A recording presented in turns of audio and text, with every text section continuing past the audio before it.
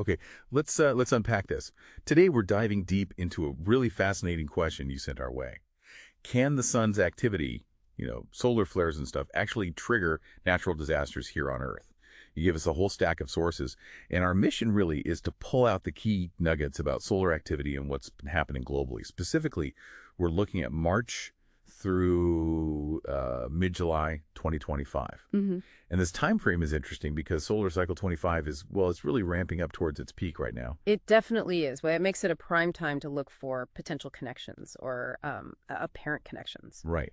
And here's where it gets really interesting. Your sources point out some pretty mind-bending coincidences. It makes you ask, are these direct links or something else going on? Like, take March 28th, 2025, a major solar flare, an X1.1, that's a big one. It happens. And literally on the exact same day, you have two significant earthquakes, an M7.7 in Myanmar and an M6.6 out in the mid-Atlantic ridge. Yeah, the timing on some of these is quite striking, that precision. We also saw, according to the sources, another X1.1 flare back on May 25th, and that seemed to coincide pretty closely with a major eruption at Kīlauea volcano in Hawaii. Kīlauea, wow. And then in July, the sources mention a significant earthquake swarm starting up at Mount Rainier, apparently the most notable one they've seen there since, 2009? Okay, so earthquakes, volcanoes. Yeah. But it wasn't just geology, right? The sources also flagged things like whale beachings. That's right, yeah. Quite a few whale strandings were reported, especially gray whales on the U.S. West Coast. And for many of them, the cause was listed as undetermined. Now, there is a hypothesis in the scientific literature. It's debated, mind you, but it's plausible.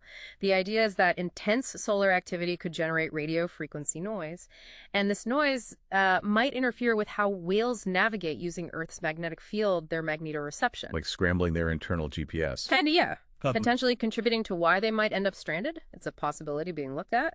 Okay, so we have these patterns, flares lining up with quakes, eruptions, maybe even affecting whales. It really begs the question, doesn't it? Does this mean the sun is directly causing these big disasters? Earthquakes, floods, tornadoes? And that's the absolute crucial distinction we need to make. When you look at the mainstream scientific consensus, it's very clear. There's no accepted evidence for a direct causal link between solar activity and large-scale geological events. Things like major earthquakes or volcanic eruptions, or, for that matter, severe weather like big floods, tornadoes, hurricanes. Why not? It feels like such powerful solar events should do something big. It's really about the energy scales involved. The energy needed to, say, shift tectonic plates or fuel a massive hurricane is just orders of magnitude greater than what a solar flare deposits into Earth's interior or lower atmosphere.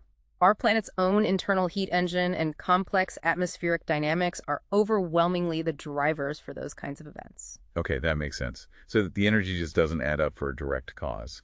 What's the biggest misunderstanding then when people see these timings line up?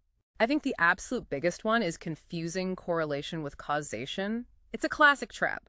Just because two things happen around the same time, even frequently, doesn't automatically mean one caused the other. Right, like the old example. Ice cream sales and crime rates both go up in the summer, but ice cream doesn't cause crime. Exactly. There's usually an underlying factor, like the weather, or in the case of natural disasters, often multiple complex factors working together. It's rarely just one single trigger. Okay, so my initial thought of a giant flare literally shaking the ground, pure sci-fi. Got it.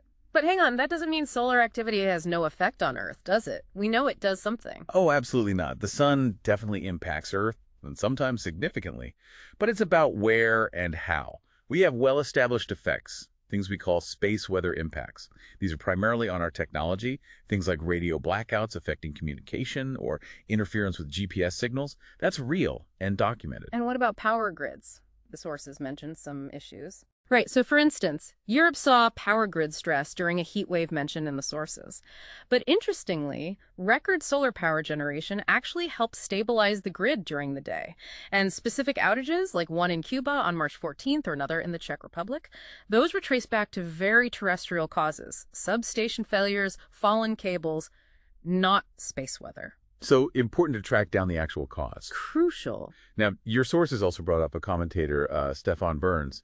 He seems to propose more direct connections for disasters based on solar activity. Yes, his name came up. And look, his theories might sound engaging, maybe even compelling to some, but the critical point is that they generally lack a basis in peer-reviewed scientific literature.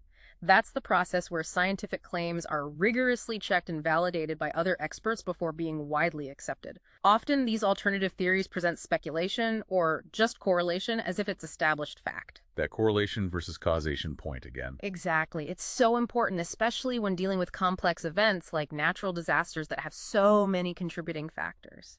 Okay, so wrapping this up, we've definitely seen some truly intriguing timings, alignments between the sun heating up and things happening here on Earth. Yeah. But we've also really unpacked that vital scientific distinction. Just because things happen together doesn't mean one caused the other. Precisely. And maybe that leads to the real takeaway question for you listening right now.